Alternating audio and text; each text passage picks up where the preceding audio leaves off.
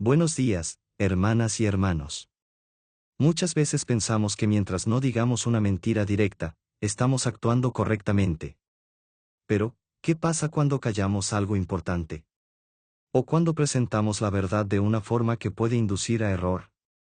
La Biblia nos enseña que el falso testimonio no es solo mentir abiertamente, sino también distorsionar la verdad. En este video veremos qué significa realmente el noveno mandamiento, y cómo se relaciona con nuestro amor al prójimo. El noveno mandamiento dice, en Éxodo, capítulo 20, versículo 16. No hablarás contra tu prójimo falso testimonio.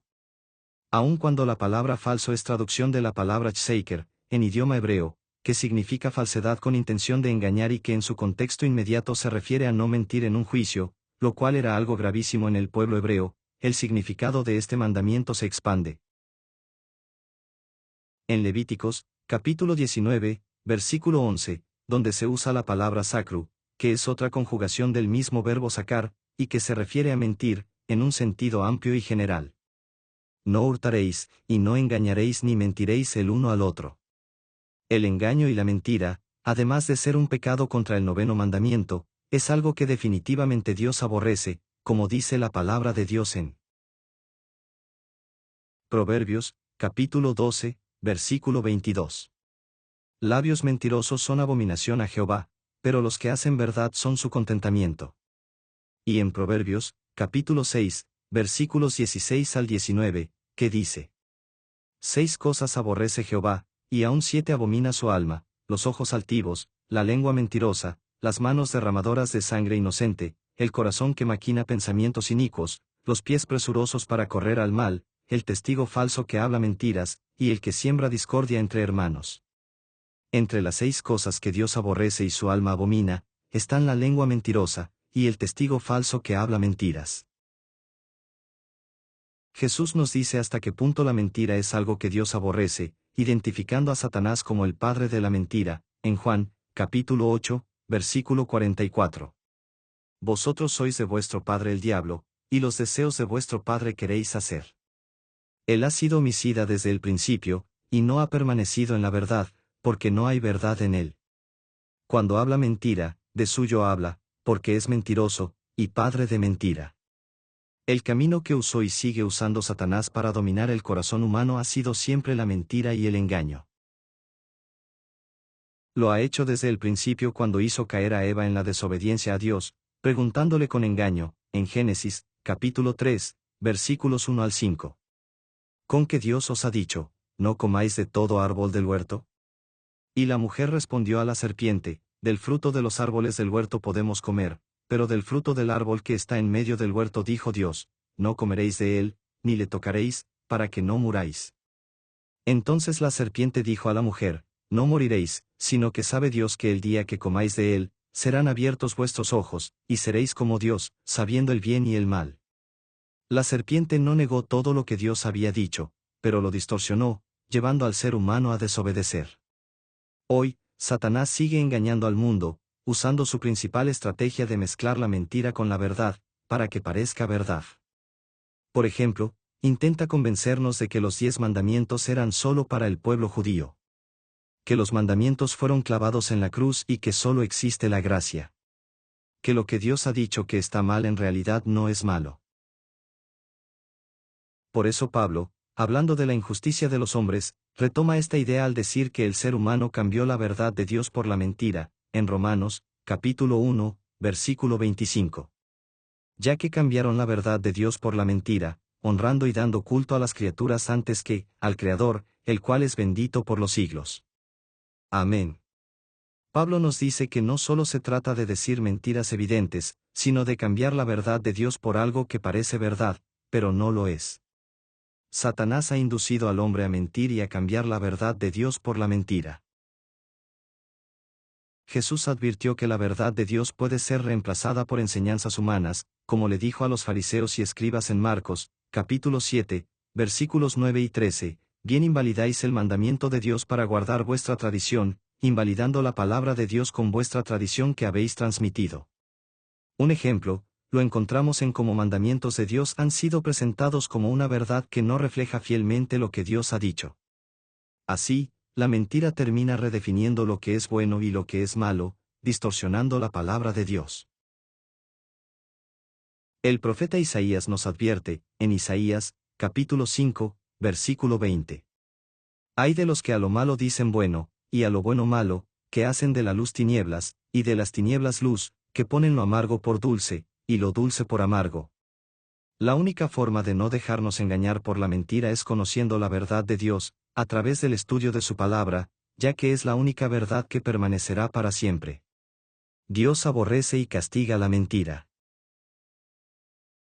Por eso nos advierte, en Apocalipsis, capítulo 21, versículo 8, hablando de la vida eterna y del juicio final, pero los cobardes e incrédulos, los abominables y homicidas, los fornicarios y hechiceros, los idólatras y todos los mentirosos tendrán su parte en el lago que arde con fuego y azufre, que es la muerte segunda. Como seres humanos, sabemos que podemos caer en la mentira, ya sea por temor, para evitar un castigo, para obtener algo, para causar un daño, o también, para no herir o dañar a alguien. Hay muchas razones por las cuales mentimos, y al hacerlo, estaríamos entonces todos condenados al lago que arde con fuego. ¿Cómo podría Dios amarnos estando todos condenados? Porque Él nos dio a todos su salvación. Por gracia. No por las obras que hagamos. El no mentir, cuando lo hacemos solo por temor a ser condenados, no nos da la salvación, ya que, ¿quién está libre de pecado?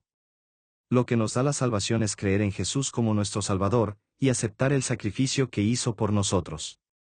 Esto nos llevará a amarlo, y a no hacer lo que le desagrada. No mentiremos porque tengamos temor, sino porque al amarlo queremos hacer lo que le agrada. Si mentimos, debemos arrepentirnos y pedirle perdón. Y si hemos causado un daño con nuestra mentira, debemos compensar ese daño y pedir también perdón a quien daño hicimos. No mentir no es una obligación para ser salvos. Es el resultado de amar a Jesús, cuando creemos en Él. ¿Cómo se relaciona este mandamiento con el mandamiento de amor al prójimo? Cuando el testimonio que se da sobre otra persona es falso, distorsionando hechos, exagerando o manipulando la verdad, u omitiendo información clave para engañar, estamos dañando a nuestro prójimo. El falso testimonio, si bien incluye la mentira, incluye también callar la verdad, cuando el silencio contribuye a una injusticia o daño al prójimo, lo que podríamos llamar, el silencio culpable. También incluye el usar la verdad con el propósito de engañar, ya sea presentando algo verdadero de forma engañosa, omitiendo partes claves para inducir a error o simplemente cambiando hechos, lo que, en conjunto, podríamos decir que la verdad se tergiversa. Al dar falso testimonio, en el concepto amplio que estamos definiendo, estamos normalmente haciendo un mal o un daño a otra persona, aunque ella misma no lo sepa, y, por lo tanto, no estamos verdaderamente amando a nuestro prójimo, como Jesús nos dijo. Pero, ¿qué hay de las mentiras blancas? Estas son las que no hacen daño al prójimo, sino que se miente con la intención de no herirlo, o de ayudarlo, o de protegerlo. Es el caso de mentir por un bien mayor.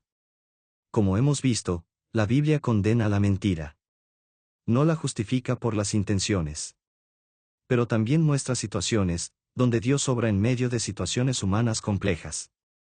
¿Qué hacer entonces si por decir la verdad, podemos causar un daño a otra persona?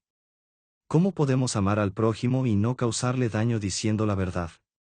Una opción bíblicamente aceptable es guardar silencio. Especialmente si el hablar no edifica ni produce bien. En este caso, no decir nada, no implica mentir sino simplemente reservar información, que no estamos obligados a divulgar. Eclesiastés, capítulo 3, versículos 1 y 7, nos dice, todo tiene su tiempo, y todo lo que se quiere debajo del cielo tiene su hora. Tiempo de romper, y tiempo de coser, tiempo de callar, y tiempo de hablar. Aparte de esta situación específica, en que, para no causar un daño, callar sería la mejor opción, Dios espera que en lugar de mentir digamos siempre la verdad. Como dice Pablo, en Efesios, capítulo 4, versículos 24 y 25. Y vestíos del nuevo hombre, creado según Dios en la justicia y santidad de la verdad. Por lo cual, desechando la mentira, hablad verdad cada uno con su prójimo, porque somos miembros los unos de los otros. En resumen, Dios aborrece la mentira. Satanás es el padre de la mentira, y a través de ella, causó la caída de la humanidad en la desobediencia a Dios. Jesús es la verdad. El amar a Dios y amar a nuestro prójimo nos llevará siempre a hablar con la verdad, y a corregir la mentira con la verdad, en la medida de nuestras posibilidades. Si caemos en la mentira, hay esperanza.